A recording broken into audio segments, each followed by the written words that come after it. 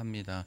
여러분, 하나님은 어떤 분이시죠? 선하신 분이십니다. 그러기에 그 선한 성품을 따라 이 세상을 아름답게 창조하셨습니다. 특별히 하나님의 형상대로 지음받은 인간은 아무런 부족함 없이 살았습니다. 부끄러움도 수치심도 못 느끼며 살았습니다. 그러나 지난 수요일에 살펴본 것처럼 죄가 세상에 들어오면서 그때부터 모든 것이 어그러지기 시작하게 되었고 참된 사람의 영광과 아름다움도 깨지게 되었습니다. 여러분, 죄가 어떻게 사람들의 삶 속으로 들어왔습니까? 마귀가 뱀을 통해서 아담과 하와를 유혹하고 넘어뜨렸습니다. 마귀가 하와를 어떻게 미혹하고 유혹했습니까?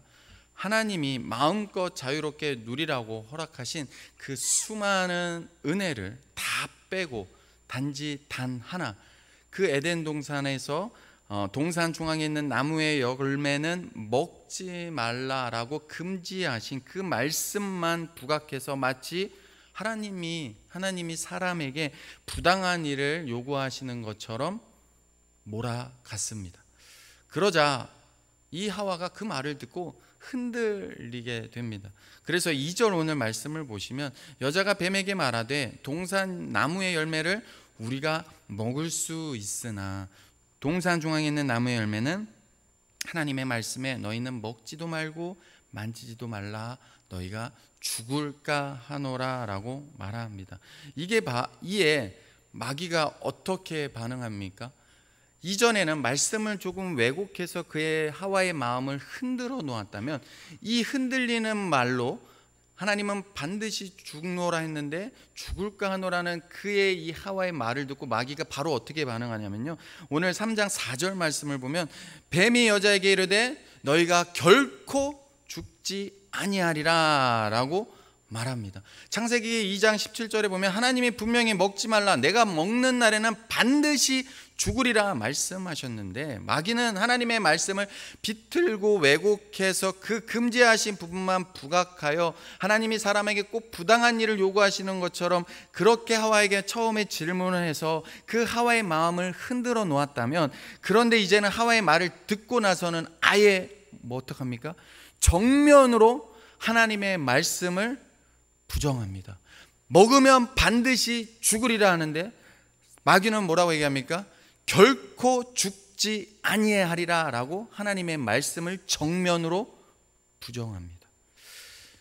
여러분, 이처럼 마귀는요, 우리가 잘 아는 대로 거짓의 아비입니다. 거짓말쟁이입니다. 그래서 하나님의 말씀을 정면으로 부정하면서도 그것을 뒷받침할 만한 근거는 전혀 제시하지 않습니다. 그저 근거 없는 확신을 하와에게 주장하고 있을 뿐입니다. 우리가 살아가면서도 그렇지 않습니까?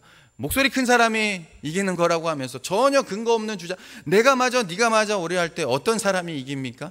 어떻게 들어오면 이 근거 없는 말 듣지도 않고요, 그냥 목소리 크고 맞아 내가 맞다니까 하면은 그런 사람이 맞게 됩니다. 또 그뿐입니까? 우리가 코로나로 인해서 마귀는 지금 그때뿐만 아니라 오늘날도 마찬가지인 게 뭐냐면 코로나 팬데믹이 길어지고 있는데 초반에는 어떠했습니까?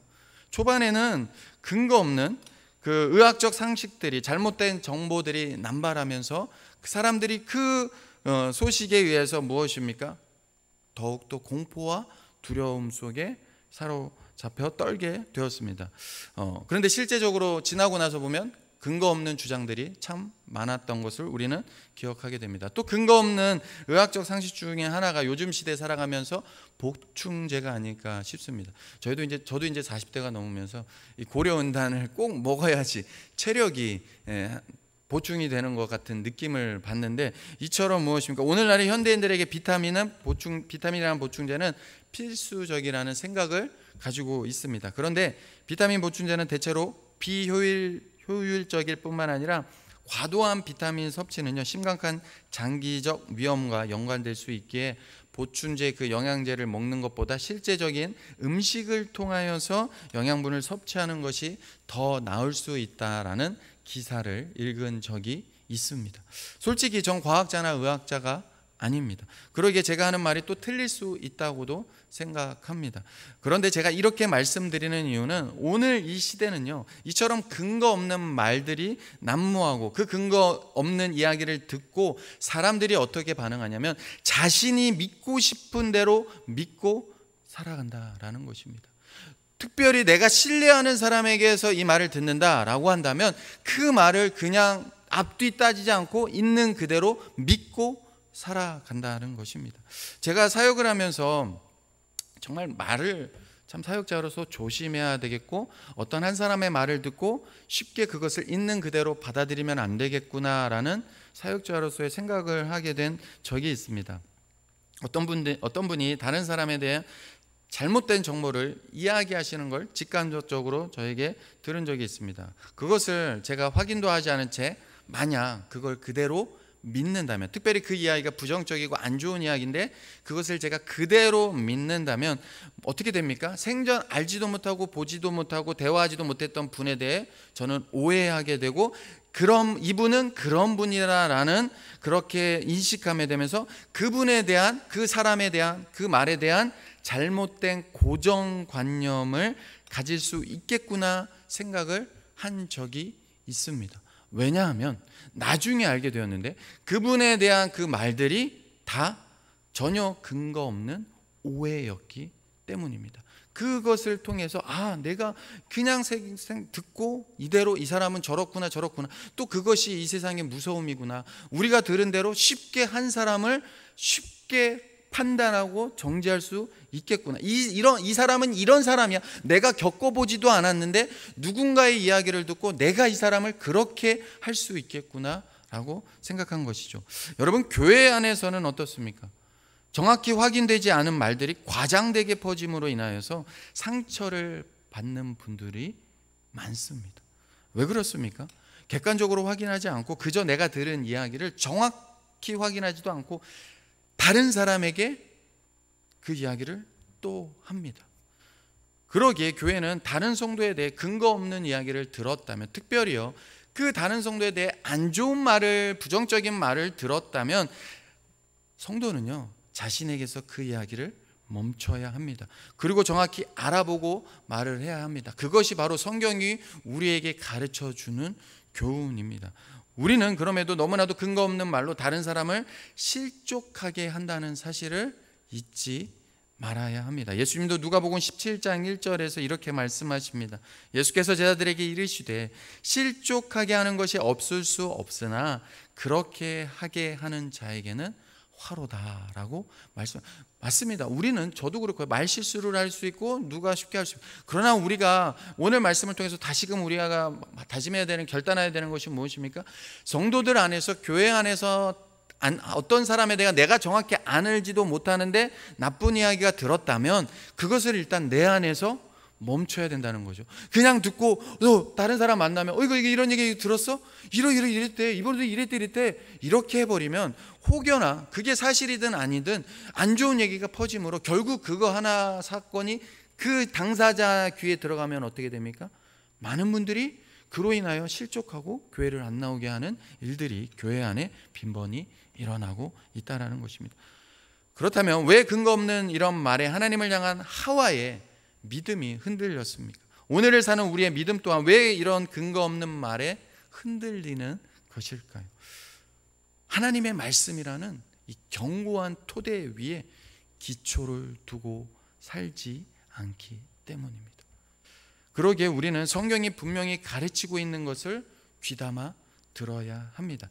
우리 귀에 듣기 좋고 마음으로 동의할 수 있는 것만 추려서 우리 방식대로 믿어서는 안 됩니다. 내가 동의할 수 없고 인정할 수 없더라도 하나님의 말씀이면 마땅히 받아들이고 그 말씀대로 순종하는 삶을 살아야 합니다. 왜냐하면 오늘도 마귀는 계속해서 하나님의 말씀을 비틀고 왜곡하며 하나님의 관계를 깨트리려 하기 때문입니다. 그뿐만이 아니라 하나님의 말씀을 마귀가 비틀고 왜곡하는 궁극적인 목표는 무엇이냐면 우리로 하여금 하나님의 성품에 대한 이 왜곡된 생각을 갖게 만들기 때문입니다. 그래서 마귀는 하나님의 말씀을 교묘하게 비틀어서 하나님의 성품에 흠집을 냅니다. 어떻게 하나님의 성품에 흠집을 냅니까? 오늘 5절 말씀입니다. 우리 5절 말씀 다시 한번 같이 한 목소리로 읽도록 하겠습니다. 같이 읽습니다. 너희가 그것을 먹는 날에는 너희 눈이 밝아져 하나님과 같이 되어 알 줄 하나님이 아시느니라. 네, 오늘 말씀의 제목이기도 하죠. 너희 눈이 밝아져 하나님과 같이. 하나님은 선하신 분입니다. 뿐만 아니라 하나님은 자비가 풍성하시고 사랑이 많으신 분이십니다. 그런데 마귀는 지금 어떤 마음을 우리 안에 심고자 합니까? 어떤 마음을 지금 하와의 마음 안에 심고자 하고 있습니까?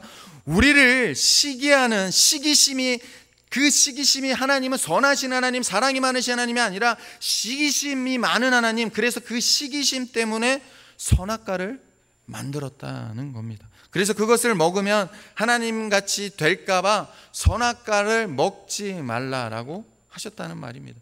마귀의 이 거짓된 말에 오늘도 많은 사람들이 넘어갑니다.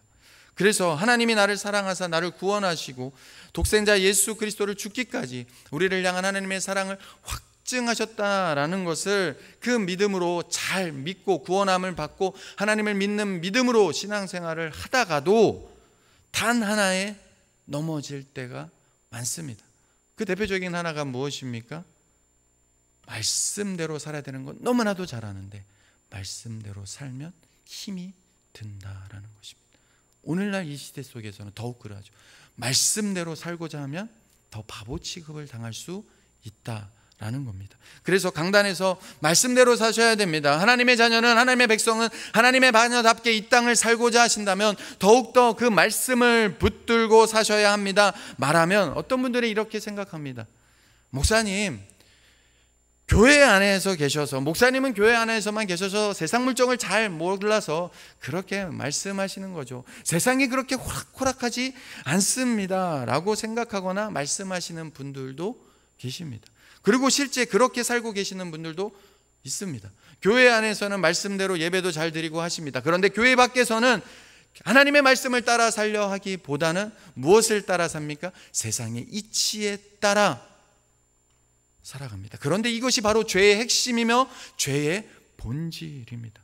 진리인 하나님의 말씀을 배제하고 마귀의 거짓말을 받아들이는 겁니다. 쉽게 말해 하나님의 이 생명에 담긴 말씀보다 세상의 가치관을, 세상의 이치를 더 선택하는 것입니다. 남들이 보기에는 그런 분들이 윤리적으로 도덕적으로는 비난받을 만한 일을 혹 안 할지라도 말씀의 이 진리를 배제하고 세상이 말하는, 세상 사람들이 다 추구하는 그 이치를 따라 선택하며 그것을 쫓고 살아가고 있다면 그것이 바로 죄를 짓는 것입니다.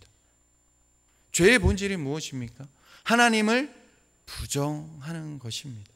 즉 하나님의 말씀대로 살며 주님의 하나님의 말씀대로 산다는 건 무엇입니까? 내가 하나님의 통치를 받고 만왕의 왕 대신 하나님을 인정하며 사는 것입니다. 그것이 곧 말씀대로 사는 것입니다. 그것이 왜요? 곧 참된 내 안에 진정한 행복임을 알기 때문에 말씀대로 살고자 하는 것입니다. 그럼에도 불구하고 그렇게 살고자 하지 않는 것이 바로 죄라는 것입니다. 그래서 하나님의 통치를 받지 않아도 스스로 잘 살 수 있다고 여기는 것이 죄의 본질이라는 사실을 우리는 잊지 말아야 합니다. 왜냐하면 사람은 하나님의 형상을 따라 존귀하게 창조되었기에 하나님만을 절대적으로 의존할 때, 하나님만을 절대적으로 의지할 때만 가장 온전하고 행복할 수 있기 때문입니다. 그런데 이 세상은 하나님의 진리의 말씀을 버리고 거짓을 선택하며 살아가고자 합니다. 그 결과가 무엇입니까? 정말 풍족한 시대에 살고 있습니다. 그러게 풍족함 없이 누리며 살아갑니다. 예배도요. 예배도 보면요, 여러분 잘 보십시오. 옛날 같은 경우에는 말씀을 어디서만 들을 수 있었습니까? 교회 안에서, 또는 사경회를 하는 집회를 가야지만이 말씀을 들을 수 있었습니다. 그런데 세상이 풍족한 것처럼 오늘도 말씀이 어찌 보면 홍수처럼 쏟아지는 세상입니다. 유튜브를 들거나 라디오를 들거나 내가 마음만 먹으면 어디서 어디 곳이든 여러분이 가지고 있는 핸드폰을 통해서도 충분히 하나님의 말씀을 어디서나 들을 수 있습니다. 그런데 아이러니하게도 오늘날을 보십시오. 여러분이 지금 이 자리를 예배드리러 나오셨는데 예배를 드릴 때마다 하나님은 영과 진리로 예배 드릴지라 라고 말씀하고 계시는데, 영과 진리로는 마음에서 우러나오게 하나님을 정말로 진심을 다해 예배 드리는 건데, 그것이 구원받은 자의 마음 자세고 아무 소망 없는 내게 하나님을 예배하게 하는 하나님의 영적인 눈을 뜨게 하심으로 하나님을 사모하는 마음으로 하나님 없이는 내게 소망이 없음을 알고 하나님의 말씀대로 살고자 이 예배에 왔는데, 세상이 너무나도 험하고 비참하여 자꾸만 영적으로 그것을 지치고 힘들게 만들어 지친 몸을 이끌고서라도 내 이 지친 몸 오직 하나님께서 나와야 다시금 힘을 얻는 걸 알게 하나님 앞에 나오는데 어찌합니까? 감동이 없습니다. 감격이 없습니다. 기쁨과 환희가 예배를 통해서 점점 사라지고 있습니다. 그보다 우리의 마음이 왜 그렇게 됐습니까? 이 세상이 어떤 세상입니까? 양육가십니다. 적자생존입니다. 정글과 같습니다. 그래서 계속해서 거기에서 처지면 불행이라는 이 불행이 마음속에 자리 잡고 있습니다. 그래서 결국에는 무엇입니까? 그 불행이 자리 잡은 게 무엇인가? 오늘 하와처럼 이 마귀의 유혹에 하나님의 자리를 우리가 자꾸만 빼앗고 스스로, 우리는 하나님만을 절대적으로 의지할 때 참된 행복이 있음에도 불구하고 좀 더 풍족해지다 보니까 하나님 없이도 내가 어느 정도 이루고 내가 어느 정도 노력하고 어느 정도 내가 갖고 남보다 더 가지고 남보다 더 풍요해지면 좀 더 풍요롭게 내가 내 마음이 행복하다고 여기면서 스스로 하나님이 될 수 있다는 이 거짓말에 속고 있기 때문입니다. 즉 하나님 없이 세상을 살아가려고 몸부림치다 보니까 세상이 이처럼 된 것입니다. 점점 영적으로 기쁨과 감동과 환희가 사라지게 되는 것이죠. 우리는 하나님을 하나님으로 우리의 삶에 모시며 주님이 하신 말씀에 절대적으로 의지하며 살 때 진짜 행복하고 복된 인생이 됩니다. 그래서 여러분이 지금 예배를 드릴 때 진짜 복이 뭔지 아십니까? 부족한 종을 통하여 말씀을 전할 때요, 그 말씀이 하나님이 내게 들려주시는 음성으로 들리는 겁니다. 사람으로 보면요 절대 그런 일 안 일어납니다. 그런데 여러분이 이 자리에 앉으실 때부터 하나님 내게 말씀하여 주옵소서, 내가 듣기로 원하옵나이다. 왜 대표 기도할 때 목사들을 위해 기도합니까? 저도 똑같은 여러분과 사람입니다. 그런데 하나님의 성령에 그나마 붙들려 주셔서 귀한 말씀을 들고 이 강단에 서게 하셨는데, 사람의 말이 아닌 나의 죄악된 모습이 있다면 그것을 정결한 예수 그리스도의 볼로 씻기시고 이 말과 성령이여 내 입술에 파수꾼을 세우시고 하나님과 권능과 뜻대로 이 자리에 우리를 모이게 하셨사오니 부족한 종이 하나님의 말씀을 말씀되게 대언할 때 하나님의 음성으로 저들이 듣게 하여 주옵소서. 그 믿음으로 선포하는 것이고요, 여러분도 그 믿음으로 받으셔야 하는 것입니다. 그럴 때 이 말씀이 내 안에 살아 역사하는 겁니다. 그때 내 안에 다시금 힘이 생기고요, 때로는 지치고 힘들게 하나님 앞에 나왔는데 그냥 이 모습 이대로 나를 사랑하시는 그 사랑 안에 붙들려 다시금 하나님께 찬양과 영광을 올려드리며 정말 내가 의지할 건, 믿고 의지할 건, 나에게 소망은 오직 여호와 하나님 한 분밖에 없습니다 라며 그 고백을 드릴 때, 세상의 이치를 따라 사는 것이 아니라 하나님의 하나님 되심을 알 때 우리의 마음 속에서부터 다시금 이 배에서 생수의 강이 솟구쳐 오른다는 말씀의 진리처럼 다시금 내 배에서부터 예수의 생명이 솟구쳐 오르게 된다라는 것입니다. 그런데 많은 분들이 그렇지 못하는 것은 오늘날의 교회의 현실이 어떠하냐는 것이죠. 많은 분들이 하나님을 부정하며 살아가고 있습니다. 하나님과 무관한 삶을 살아갑니다. 또 상당수의 분들은 하나님을 믿기는 믿습니다. 그리고 성경이 가르치는 대로 하나님을 믿는, 그런데도 불구하고 성경이 가르치는 대로 믿는 것이 아니라 하나님을 믿기는 믿는데 어떻게 믿습니까? 자기가 원하는 신을 만들어 자기 방식대로 믿습니다. 여러분, 모세가요 시내산에 올라가서 하나님께 율법을 받으러 올라갈 때 장시간 하나님의 그 율법 시내산에 올라가 있으므로 밑에서 기다리고 있는 백성들이 지칠 때 여러분이 잘 아는 금송아지 사건을 기억하실 것입니다.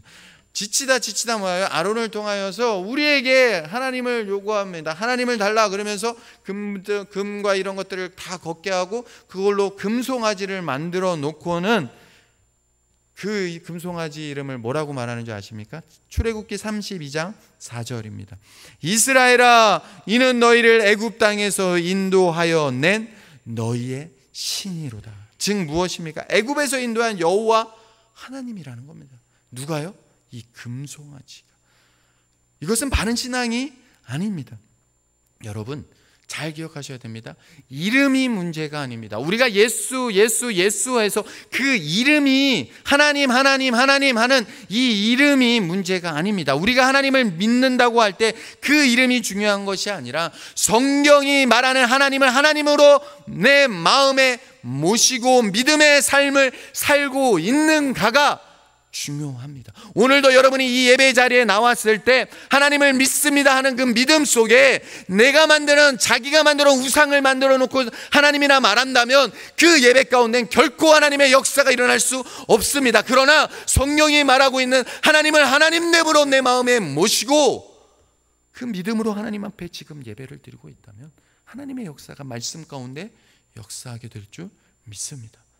그것이 성경이 말하는 진리입니다. 그런 의미에서요, 신앙생활은 성경이 말씀하시는 대로 하나님의 말씀에 순종하는 것입니다. 그래서 성경이 계속해서 말하는 순종이 제사보다 낫다. 순종이 예배를 드리는 이 형식보다, 예배를 드리는 형식이 그렇다고 무의미하다는 것이 아니라 이 예배를 드리는 형식도 하나님의 너무나도 중요하지만 그 형식보다 더 중요한 것이 바로 순종이다. 하나님은 우리의 마음을 보시기 때문입니다. 그러기에 여러분 어찌 성경을 읽지 않고 하나님을 바로 알 수 있겠습니까? 어찌 예배를 영과 진리로 드리지 않고 하나님과 인격적인 관계를 가질 수 있겠습니까? 근데 물론 말씀대로 살기가 쉽지 않고 말씀대로 살아낼 수 없다는 한계를 우리는 늘 경험합니다. 그럼에도 불구하고 성령 하나님이 우리의 삶 속에 우리의 심령 속에 계속 사모하게 하시는 것이 무엇입니까? 거룩한 하나님의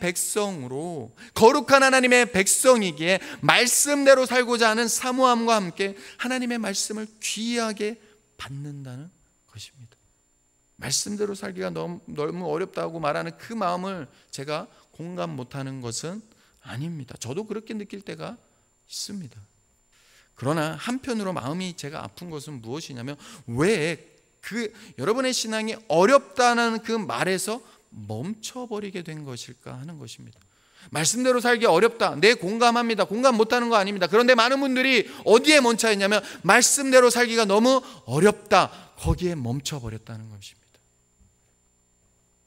말씀대로 사는 거 쉽지 않습니다. 어렵습니다. 그런데 여러분이 예수 그리스도 안에서 하나님을 하나님으로 바로 믿고 있다면, 주님을 사랑하고 전심으로 그의 말씀을 의지하며 그 뜻대로 순종하고 싶은 마음이 들지 않겠습니까? 하나님이 예배 가운데 우리의 말씀대로 살기 어렵다는 그 마음 그대로 가만히 내버려 두시겠습니까? 주님이 우리의 사랑을 베풀어 주실 때 그 사랑을 우리가 느끼고 경험할 때 우리의 심령이 그냥 말씀대로 살기 어렵다라에 머물고 있습니까? 아니면 하나님의 말씀대로 내가 더 순종하며 하나님의 자녀답게 살기를 소망합니다. 나는 할 수 없사오나 주여 내게 은혜를 베푸소서. 내게 능력 주실 때 내가 주의 자녀답게 하나님의 말씀대로 모든 것을 넉넉히 감당할 줄 믿습니다. 그 믿음의 고백을 하게 하나님이 하실까요? 그러기에 더욱 주님을 마음에 모시고 그 말씀대로 살고자 하는 것이 바로 참된 신앙이라고 저는 생각합니다. 그러면 왜 우리가 그런 마음을 잃어버리며 살게 되었을까? 이런 마음을 잃어버리며 살게 되었을까? 여러분, 오늘 말씀을 통해 마귀의 유혹에 인간이 어떻게 흔들리는지를 잘 보십시오. 선악을 알게 하는 나무는 처음부터요, 여러분, 에덴 동산의 그 자리에, 같은 자리에 있었습니다. 그런데 마귀가 하나님의 말씀을 부정하며 근거 없는 확신을 심어주자 하와의 눈에 선악을 알게 하는 나무가 어떻게 보이게 됩니까? 그 전까지는 똑같이 같은 자리에 있었고 늘 바라보던 선악과였습니다. 그런데 마귀가 그 헛된 마음을, 헛된 확신을 심어주고 나서, 그리고 나서 다시 선악과를 보자, 오늘 6절 말씀입니다. 여자가 그 나무를 본즉 먹음직도 하고 보암직도 하고 지혜롭게 할 만큼 탐스럽기도 한 나무인지라. 그 전까지는 그렇게 보이지 않고 오직 하나님이 저 열매를 먹으면 죽으리라, 먹지 않으면 안 되는 나무, 그 열매를 보면 볼수록 하나님의 말씀이 더 생생하게 생각나는 그 나무였는데, 그 거짓된 마귀에 유혹된 말이 들어오고 나서 그 선악과를 보자 어떻게 보인 겁니까? 탐스럽게 보이는 것입니다. 이전에는 그렇지 않았는데 마귀의 말을 듣고 다시 그 나무를 보는데 갑자기 먹음직스럽게 탐스럽게 보인 것입니다. 그래서 저 열매를 따서 먹으면 마귀가 속삭였던 일, 바로 눈이 밝아져 하나님같이 되는 일이 정말 일어날 것처럼 보인 것입니다. 그래서 유혹에 넘어가 죄를 짓게 됩니다. 사람들은 죄가 나쁜 결과를 가져올 거라는 것을 우리는 잘 알고 있습니다. 그럼에도 대부분 죄를 짓게 되는 것은 새로운 가능성을 기대하면서 먹음직도 하고 보암직도 한 그 유혹에 넘어가는 것입니다. 죄의 유혹에 넘어가는 이유가 다 그것입니다. 보암직하고 먹음직하고 탐스럽게, 한마디로 그것이 확실히 실현될 것 같은 경우가 마음에 들어오기 때문에 죄를 짓게 되는 것입니다. 지금까지 여러분은 어떠한 삶을 사셨습니까? 이 하와의 모습을 보면서 우리는 그것을 기억해야 됩니다. 하나님의 말씀을 늘 마음 중심에 모시고 그 뜻대로 여러분은 살고자 하셨습니까? 아니면 세상이 말하는 것이 더 좋아 보이게 그것이 세상을 살아갈 때 뒤처지지 않는 것으로 여기며 그 가르침과 세상의 가르침과 왜곡된 가치관을 선택하며 사셨습니까? 네, 한두 번은 하나님의 말씀이 옳고 세상의 가치관이 옳지 않다고 여길지 모르지만 우리가 이 세상에 자꾸 죄에 넘어지는 이유가 무엇입니까? 자꾸 우리가 듣는 것이 무엇입니까? 세상의 이치요, 세상의 가치관입니다. 만약에 세상의 가치관을 선택하며 살았다면 묻고 싶습니다. 세상이 말한 대로 그것을 말씀보다 더 위에 둔 삶의 결과는 어떠했습니까? 우리가 기대한 결과를 가져오지 않았습니다. 세상은 무한경제 시대입니다. 남보다 더 앞서야 되고 더 가져야 살아남는다고 사람들은 말합니다. 그런데 정말 그렇습니까?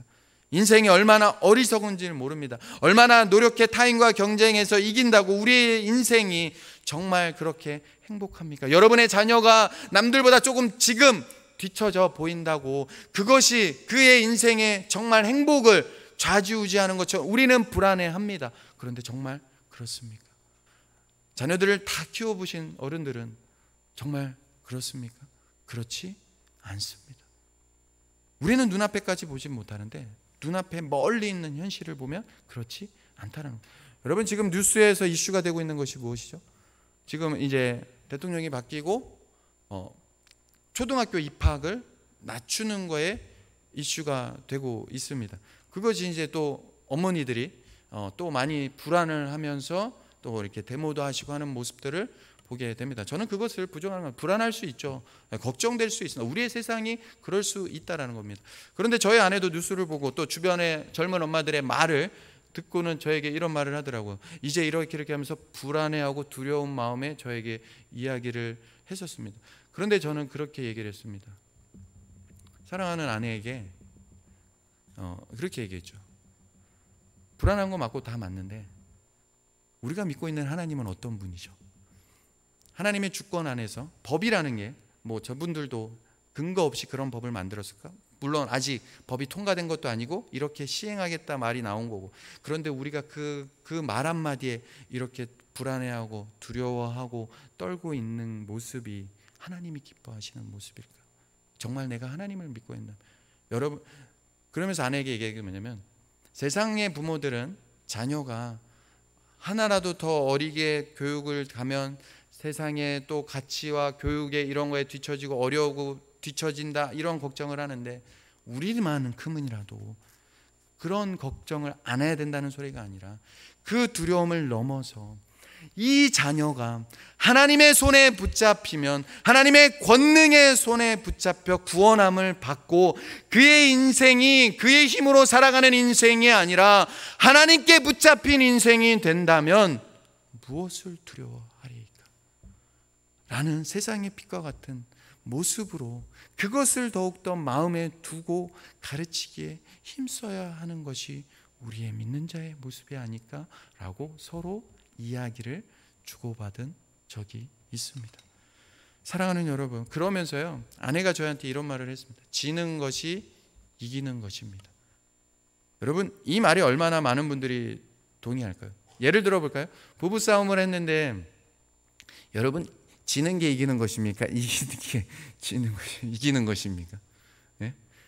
저 부끄러운 고백이지만요, 아내가 이 고백을 언제 했냐면 저와 가끔 목사는 부부싸움도 안 한다고 생각하시는 분들이 있는데 저도 많이 싸웁니다.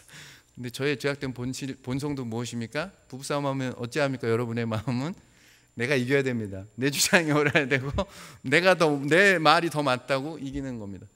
근데 저는 아내를 통해서 늘 배우는 게 있습니다. 하나님이 주신 깨닫는 교회는 뭐냐면, 말씀적으로는요, 저도 말씀을 좀 여러분한테 강론하지만 제가 그래서 더 말씀이 입술로만 멈추면 안 되고 삶이 되어야 된다고 깨닫는 게 뭐냐면, 어떻게 보면요, 영적으로나 예배를 드리는 거나 말씀적으로 하는 거는 저보다 저희 아내가 뒤처집니다. 그게 사실입니다.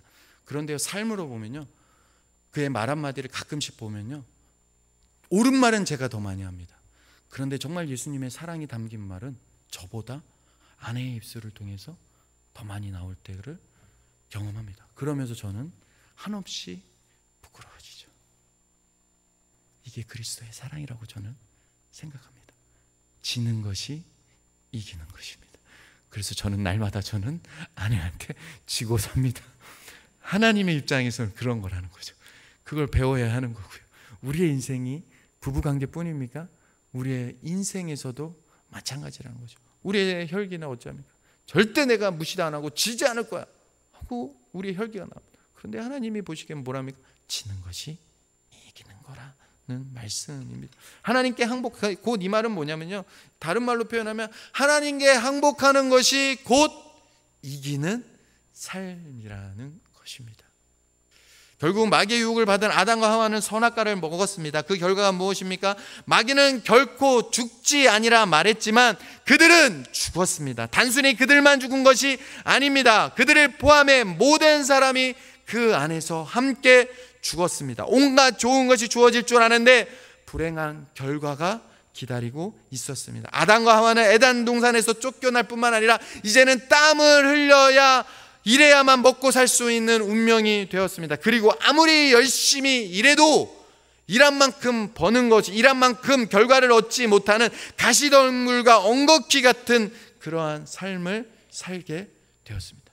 곧 우리의 삶인 것이죠. 인생은 바람을 잡는 것과 같습니다. 우리의 인생은 티끌과 먼지입니다. 하나님이 복을 주실 때야 비로소 우리는 정말 존귀한 존재가 되는 것입니다. 그러므로 우리는 자꾸 우리의 마음을 누구께로 돌이켜야 됩니까? 하나님께로 돌이켜야 합니다. 그리고 이 폐역한 세대 속에 하나님의 말씀을 더욱 붙들고 하나님의 말씀으로 이 세상의 거짓된 가치관을 내 안에 뿌리 깊게 내려있는 죄악된 본성과 가치관과 말을 자꾸 거슬러 올라가야 합니다. 무엇으로요? 하나님의 말씀으로입니다. 오늘 말씀을 보면 창세기 2장에서 하나님의 말씀을 가지고 마귀와 하와가 주고받고 있습니다. 그런데요, 이 하와가 왜 무너졌습니까? 안타깝게도 하와는 하나님의 말씀을 소중히 여기지 않았습니다. 귀 기울여 듣지 않았습니다. 그래서 마귀가 2번에 걸쳐 하나님의 말씀을 자기의 욕망을 따라 비틀어 사용할 때 그 유혹에 넘어가고 말았습니다. 왜냐하면 하나님의 사랑하는 마음으로 그 말씀을 귀하게 받거나 그 말씀대로 순종하며 살려고 하지 않았기 때문입니다. 오늘날 우리는 어찌합니까? 주일날 교회에 간다는 이유로요, 정말로 이 세대를 보십시오. 여러분, 교회를 간다는 이유로 예전에 여러분 윗세대, 저의 윗세대죠, 여러분 어르신 세대는 어땠습니까? 교회를 간다는 이유로 고통당하는 일들이 많았습니다. 그런데 그에 비해 오늘날은 어쩌습니까? 교회를 간다는 이유로 그렇게 고통을 받나요? 이전에 비하면 그런 것 같지는 않습니다. 마음만 먹으면 또한 어찌합니까? 성경책, 정말로 성경책을 하나 구하기 위하여 그렇게 수고하고 애쓸 때가 있었습니다. 그런데 지금은 어디서나 쉽게 구할 수 있습니다. 또 아까도 말씀드렸지만 핸드폰을 통해서 원하는 선교를 언제든지 들을 수 있습니다. 언제든 교회 갈 수 있고 언제든 하나님의 말씀을 읽을 수 있습니다. 하지만 하나님의 말씀을 진짜 사모함으로 소중하게 여기고 계십니까? 단순히 눈으로만 보는 게 아니라, 단순히 예배 때 귀로만 듣는 게 아니라 정말 하나님의 말씀을 사모함으로 지금 선포되는 이 말씀 내게 주시는 말씀으로 듣고 계십니까? 여러분, 예배가 살려면요, 여러분이 이 말씀을 하나님의 말씀으로 들어야 합니다. 사람의 소리로는요, 저도 늘 설교할 때 하는 마음이 뭐냐면, 제 말이 인간의 말로 들릴 때, 인간의 말로 들리는 게 아니라 인간의 저의 죄악된 본성대로 선포되는 순간 어떤 분들은요 정죄받을 수 있고요, 어떤 분들은 아무런 영향력이 끼칠 수 없습니다. 그러나 제 안의 소망은 무엇입니까? 부족한 종이지만 하나님의 성령 안에 붙들려 이 말씀을 전할 때 하나님의 말씀에 여러분의 심령에 떨어져 때로는 30배, 60배, 100배로 결실을 맺게 된다는 그 믿음으로 선포하는 것입니다. 창세기 3장은요 단순히 태초에 마귀가 유혹에 넘어간 아담과 하와의 이야기만이 아닙니다. 오늘날에도 우리에게 동일하게 반복되고 있는 우리의 이야기입니다. 사랑하는 성도 여러분, 말씀을 맺겠습니다. 마귀는 오늘날도 하나님의 말씀을 비틀어 우리로 하나님의 성품을 의심하게 만듭니다. 하나님은 선하신 분인데 자꾸 시기심 많은 하나님으로 만듭니다. 그러기에 생명의 말씀을 귀하게 여기십시오. 그래서 말씀을 읽을 때나 들을 때나 언제나 내게 주시는 하나님의 말씀으로 귀하게 받아서 하나님의 말씀대로 순종하여 하나님을 기쁘시게 하는 저와 여러분의 삶이 되시기를 주의 이름으로 축복합니다. 하나님의 말씀을 가까이 함이 복입니다. 이 복을 누리면서 늘 말씀을 가까이 하는 것이 행위적인 거, 그걸 넘어서 마음으로 정말 하나님 앞에 겸손히 세워져 가는 저와 여러분의 믿음의 삶이 되시기를 다시 한번 주의 이름으로 축원합니다. 우리 찬송가